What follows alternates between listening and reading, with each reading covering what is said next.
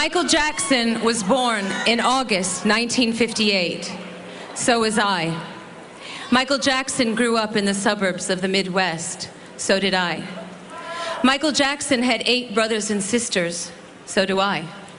When Michael Jackson was 6, he became a superstar and was perhaps the world's most beloved child.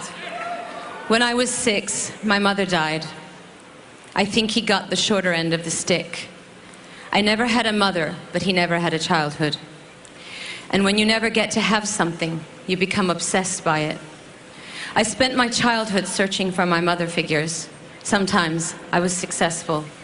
But how do you recreate your childhood when you are under the magnifying glass of the world for your entire life? There is no question that Michael Jackson was one of the greatest talents the world has ever known.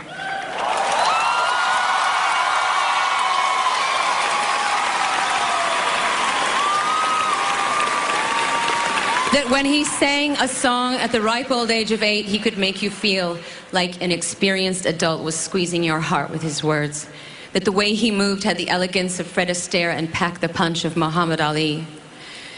That his music had an extra layer of inexplicable magic that didn't just make you want to dance, but actually made you believe that you could fly, dare to dream, be anything that you wanted to be.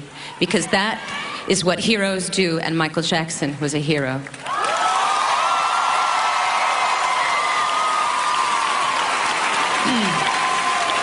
He performed in soccer stadiums around the world. He sold hundreds of millions of records. He dined with prime ministers and presidents. Girls fell in love with him. Boys fell in love with him. Everyone wanted to dance like him.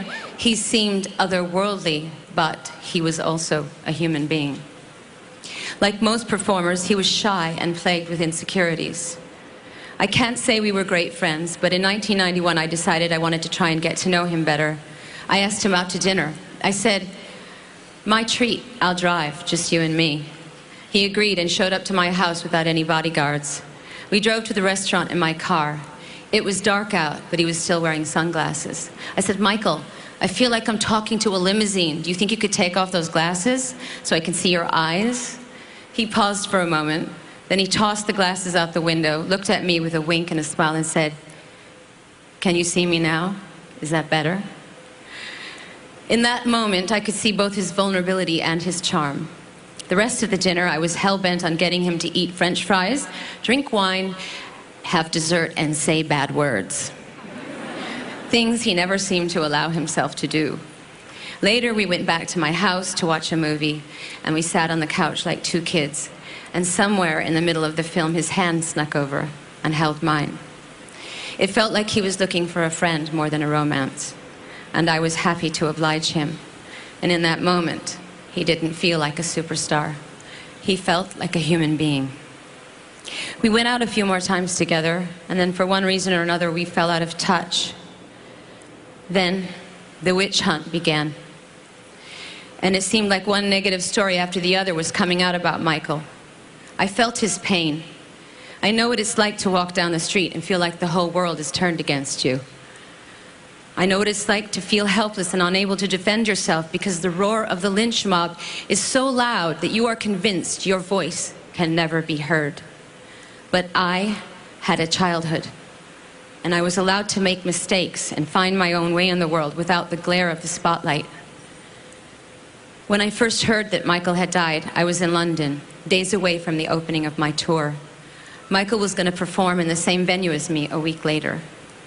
All I could think about in that moment was, I had abandoned him, that we had abandoned him, that we had allowed this magnificent creature that once set the world on fire to somehow slip through the cracks.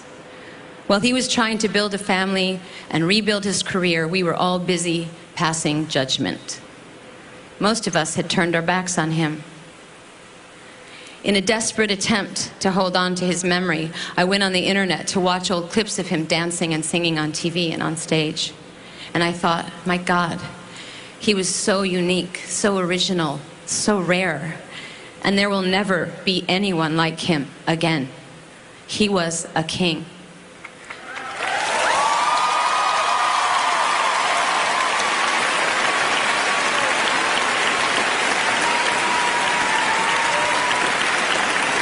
But he was also a human being. And alas, we are all human beings. And sometimes we have to lose things before we can truly appreciate them. I want to end this on a positive note and say that my sons, age 9 and 4, are obsessed with Michael Jackson. There's a whole lot of crotch grabbing and moonwalking going on in my house. And it seems like a whole new generation of kids has discovered his genius and are bringing him to life again. I hope that wherever Michael is right now, he is smiling about this.